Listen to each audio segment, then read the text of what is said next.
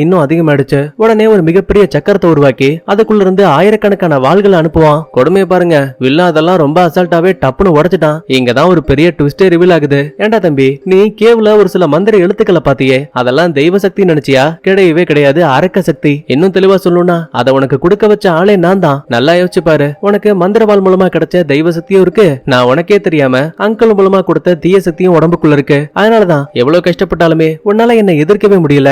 உன்னோட பவரை நீ காட்டிட்ட, இப்ப என்னோட பவரை பாருன்னு சொல்லிட்டு ஒரு மிகப்பெரிய அரக்க மிருகமாவே மாறிட்டான்.